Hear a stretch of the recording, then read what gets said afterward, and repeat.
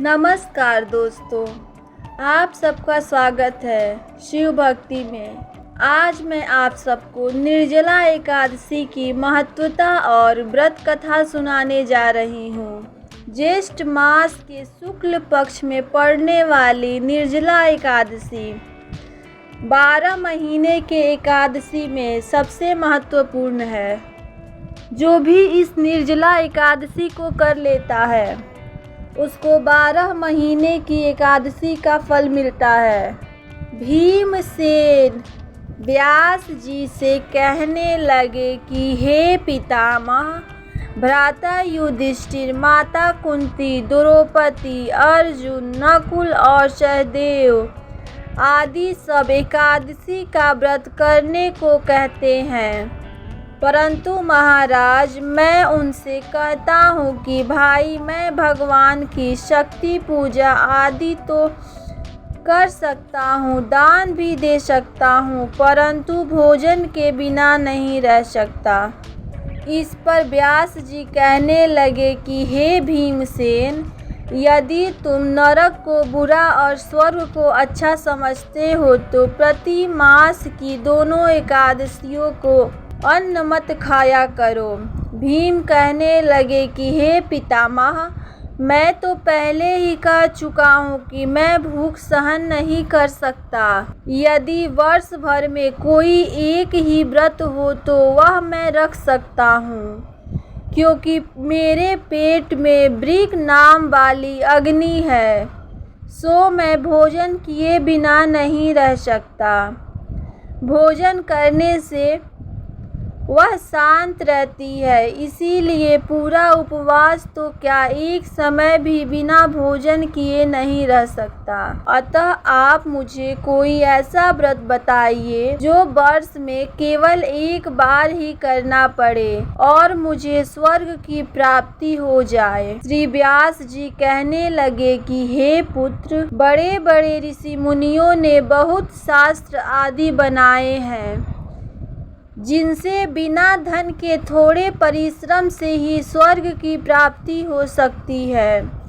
इसी प्रकार शास्त्रों में दोनों पक्षों की एकादशी का व्रत मुक्ति के लिए रखा जाता है। व्यास जी के वचन सुनकर भीमसेन नरक में जाने के नाम से भयभीत हो गए और कांपकर कहने लगे कि अब क्या करूं?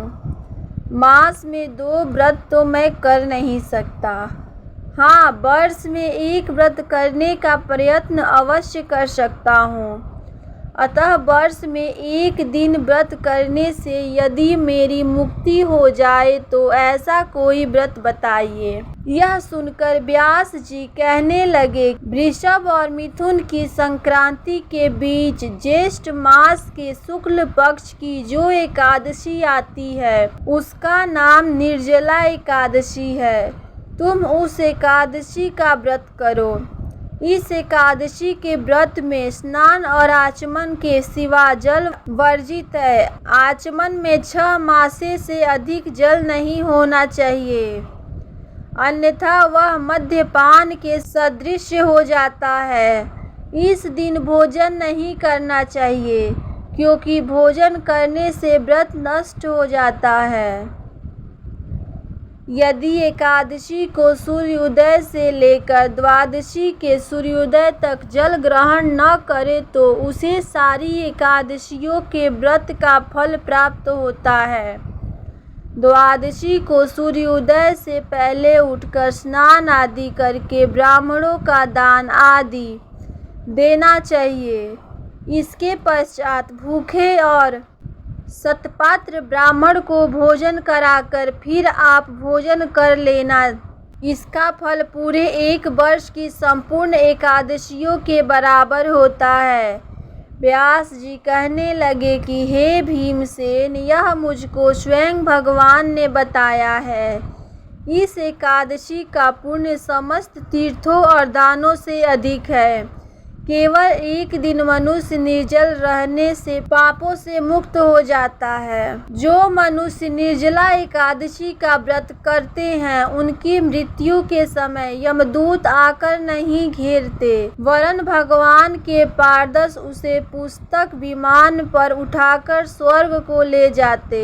अतः संसार में सबसे श्रेष्ठ निर्जला एकादशी का व्रत है, इसीलिए यत्न के साथ इस व्रत को करना चाहिए। उस दिन ओम नमः भगवते वासुदेवाय मंत्र का उच्चारण करना चाहिए और गौदान करना चाहिए। इस प्रकार व्यास जी की आज्ञा अनुसार भीमसेन ने इस व्रत को किया, इसीलिए इस एकादशी को भीमसेनी या पांड्या एकादशी भी कहते हैं। निर्जला व्रत करने से पूर्व भगवान से प्रार्थना करें कि हे भगवान, आज मैं निर्जला व्रत करना चाहता हूँ, दूसरे दिन भोजन करूँगा, मैं इस व्रत को श्रद्धा पूर्वक करूँगा, अतः आपकी कृपा से मेरे सब पाप नष्ट हो जाएं। इस दिन जल से भरा हुआ एक घड़ा वस्त्र से ढककर स्वर्ण सहित दान करना चाहिए। जो मनुष्य इस व्रत को करते हैं उनको करोड़ पल सोने के दान का फल मिलता है,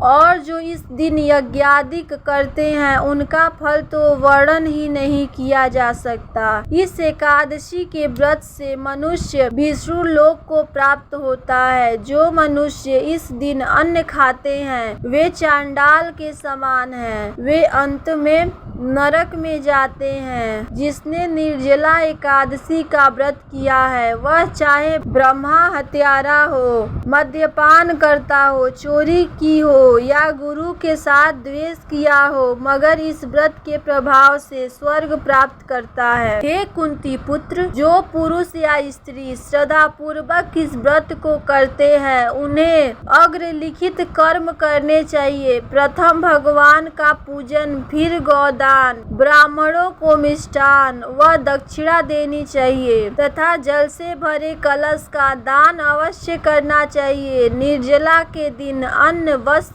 उपाहन आदि का दान भी करना चाहिए। जो मनुष्य भक्ति पूर्वक इस व्रत को करते हैं और निर्जला एकादशी का कथा सुनते हैं उन्हें निश्चय ही स्वर्ग की प्राप्ति होती है। अगर आपको इस निर्जला एकादशी की कथा अच्छी लगी हो तो वीडियो को लाइक और चैनल को सब्सक्राइब जरूर करिएगा।